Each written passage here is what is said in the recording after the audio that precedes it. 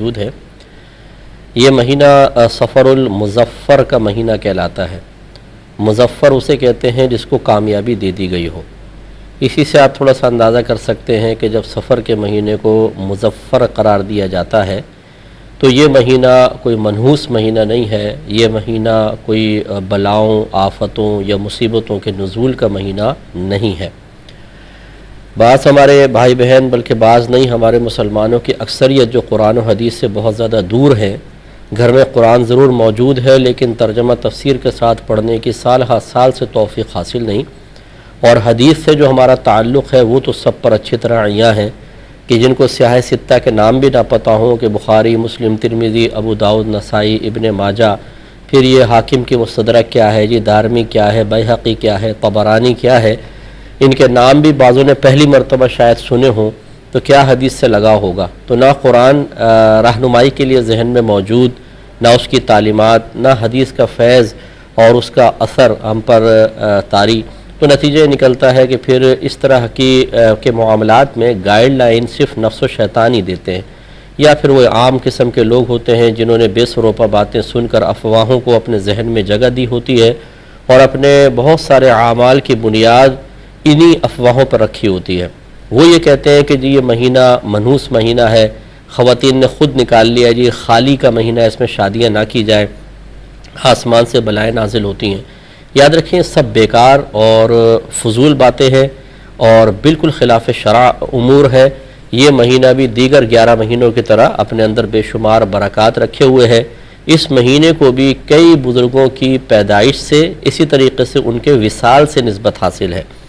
یاد رکھیں جس تاریخ کو کوئی بزرگ پیدا ہو وہ بھی باعث برکت تاریخ ہوتی ہے، اور جب ان کا وصال ہو تو بہت زیادہ باعث برکت ہوتی ہے، کیونکہ جب اللہ تعالیٰ کسی اپنے مقرب بندے کو دنیا میں بھیجنا چاہے تو دنیا تو آلائشوں کی جگہ ہے، آزمائش کا گھر ہے، تب بھی وہ تاریخ بابرکت ہو جائے، اور جب اسے اپنی بارگاہ بے کس پناہ میں واپس بلائے، اسے اپنے رحمت کے مقام پر بلائے، تو یقینی سی بات ہے کہ وہ تاریخ بدرجہ اولیٰ پہلی پیدائش کی تاریخ سے بھی بہت اچھی ہوگی۔ تو اسی لیے وصال کی تاریخیں جو ہیں، یہ وصال کے جو ایام ہوتے ہیں یا مہینے ہوتے ہیں بہت ہی بابرکت ہوتے ہیں۔ تو اب یہ سفر المظفر کے مہینے میں آپ اگر تاریخ اٹھا کر دیکھ لیں، بے شمار بزرگ پیدا ہوئے، بے شمار فوت ہوئے ہوں گے، بہت سارے بہترین واقعات اس مہینے میں ہوئے ہوں گے۔ تو یہ مہینہ باعث برکت مہینہ ہے، کوئی برا مہینہ نہیں، کوئی خالی کا مہینہ نہیں، بلکہ نبی کریم صلی اللہ علیہ وسلم کے دور میں بعض مشرکین کا یہ خیال تھا کہ اس مہینے میں آسمان سے بلائیں نازل ہوتی ہیں، تو نبی کریم صلی اللہ علیہ وسلم نے اسی لیے ولا سفر کے الفاظ بیان فرمائے کہ سفر کا مہینہ کچھ بھی نہیں ہے، یعنی یہ جو آپ توہم پرستی میں مبتلا ہیں اس کو دور کریں۔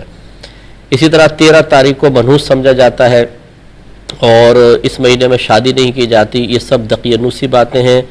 ایک کامل الایمان مسلمان کے لیے شرعاً بالکل درست نہیں ہے کہ وہ اس قسم کے توہم پرستی کے پیچھے چلے جس کی کوئی شرعی دلیل اس کے پاس نہ ہو۔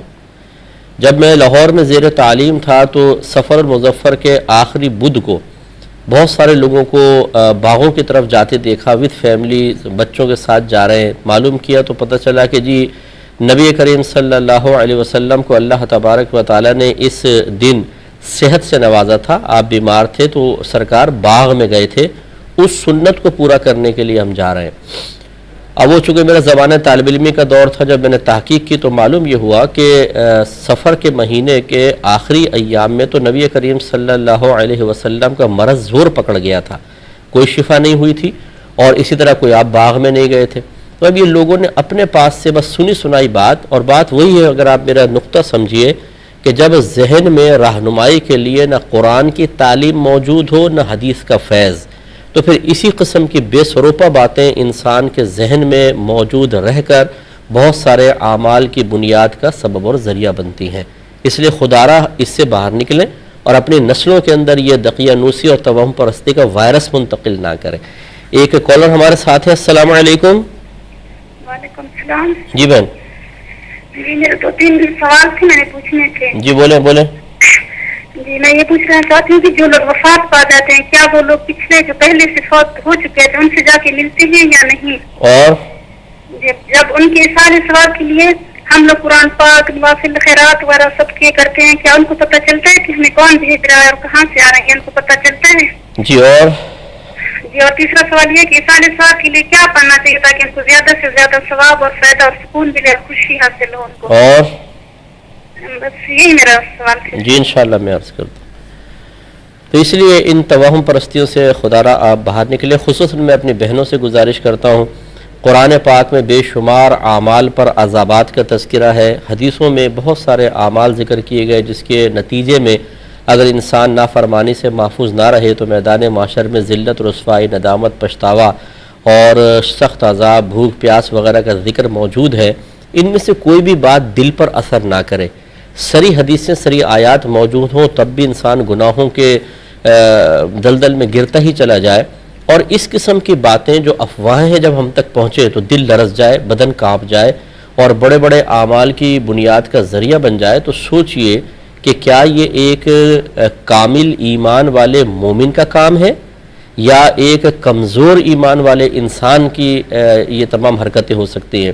تو نتیجہ نکلے گا کہ ہمارا ایمان بڑا کمزور ہو چکا ہے، اللہ کی بات اثر نہ کرے، اللہ کے عذاب کا خوف پیدا نہ ہو، نبی کریم صلی اللہ علیہ وسلم کی باتیں دل پر اثر نہ کریں اور ہم اس قسم کی حرکتیں کریں، اور یہ توہم پرستی اور اس طرح کی الٹی سیدھی باتیں ہمیں خوف میں مبتلا کر کے بے شمار اعمال کی بنیاد بن جائے، اس پہ ذرا ہمیں توجہ کرنی ہوگی۔ ایک اور مزید کالر ہمارے ساتھ ہیں۔ السلام علیکم۔